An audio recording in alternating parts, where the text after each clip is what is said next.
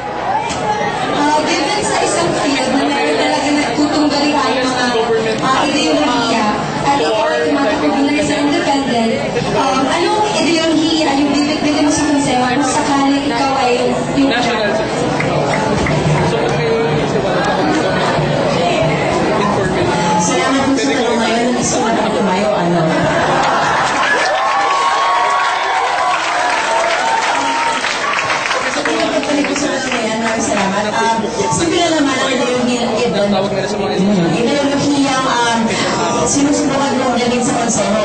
Hindi, I refuse to believe that ideology is a source of division. Okay? Hindi ako naniniwala na dahil iba-iba ang ating mga prinsipyo, ay hindi na tayo magkakasundo sa ating mga pinaglalaban.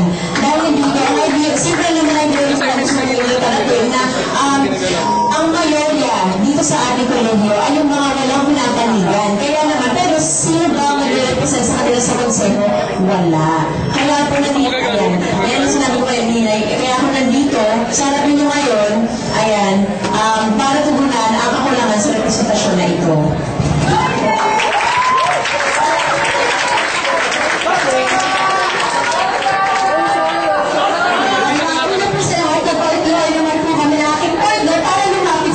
At i-represent sila. Nasa SCOA din po namin na i-represent namin lahat po na estudyante, may party na naman o wala, may organisasyon na wala. At isa po sinasabi mo na wala kang kinikilingan, ano? Pero sa pagtakbo mo pala, meron ka ng ideolohiya na binibigyan, meron ka ng kinikilingan agad. So, parang ang dating sa amin, napaka-individualistic ko nun. Pero sa konsero kasi, kayo ay nagtatrabaho ng isa at isang ideolohiya lamang dapat yung sama-sama kayo sa pagkamit ng goals ninyo. So, ayun, parang dapat kasi, ayun, sama-sama kayo sa lahat ng gawain. So,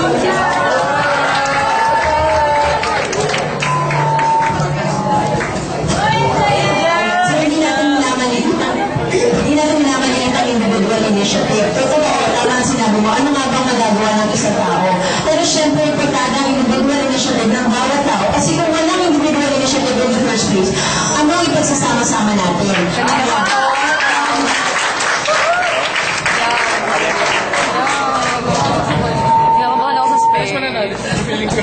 So now we're reading the question from Isa to Angel.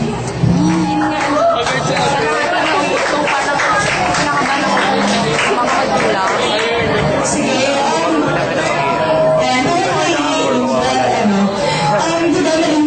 yung styles natin sa political spectrum. For instance, dito yung left, dito yung center, dito yung right. So yung right, yung military and all that stuff, yung dito sa left, nandito yung kayo. Diba? Left system. So, sa center, nandito yung isa, which is actually nasa left and center kami. So, just to clarify, okay,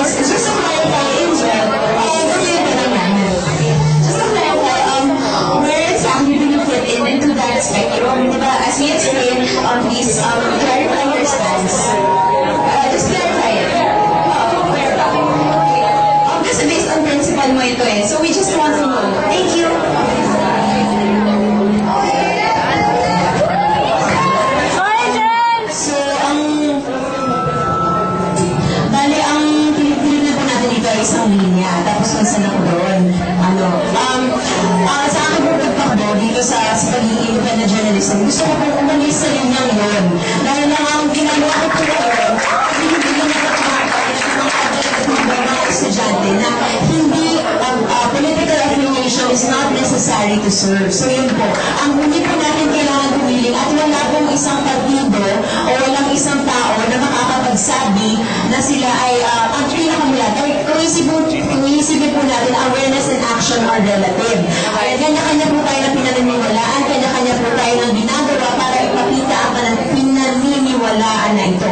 At ang pinaniniwalaan ko po ito ay ang pagtakbo dahil nga kailangan ng representasyon kahit na mga walang kinikilingan. Yun na po.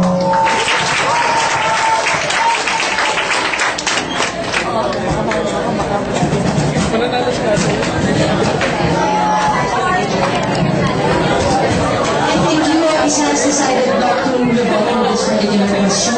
So now, Angel would ask each of the two parties a question.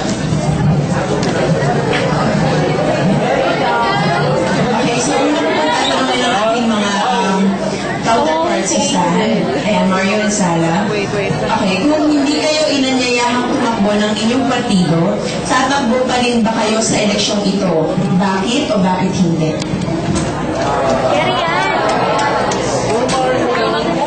Kulang din. Good question. Una po sa lahat, hindi po ako tatakbo.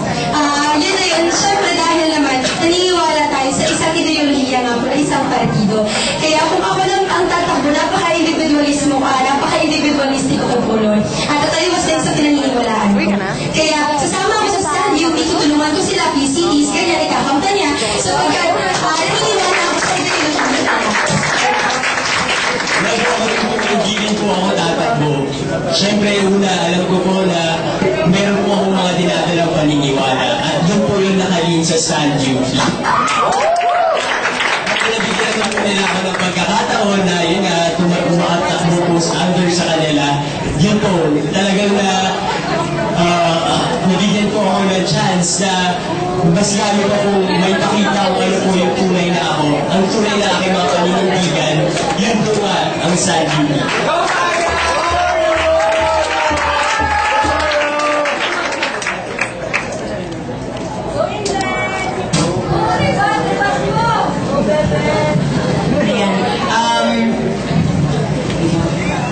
So, laruin po natin na nirespeto naman natin ang mga ideolohiya ng kung ano man.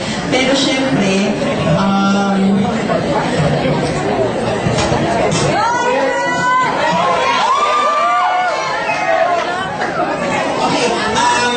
po natin na hindi po lahat kami dito binalang tumakbo. Hindi po lahat ng pumapasa sa UPCA, pumapasok at sinasabi, parang gusto kong mag-student council. Hindi po ganon. Inadmit ko po na minsan ang opportunity na nagbubukas para tumakbo tayo. Pero syempre, ito pa ang challenge. Bakit hindi natin buksan ang opportunity na yun mismo? Kung meron tayong pinaniniwalaan, bakit hindi natin ito panindigan? Bakit kailangan pa natin sumapi sa isang partido kung malakas na ang ating paninindigan sa isang panindigan?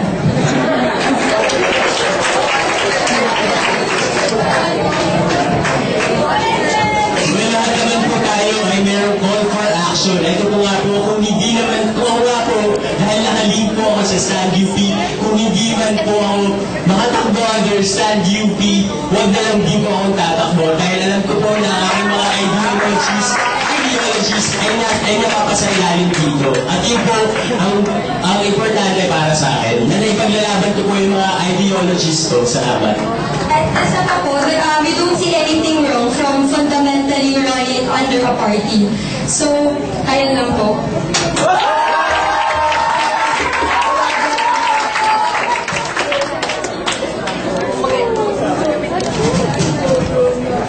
Now, I would like Angel to field the question from Isa.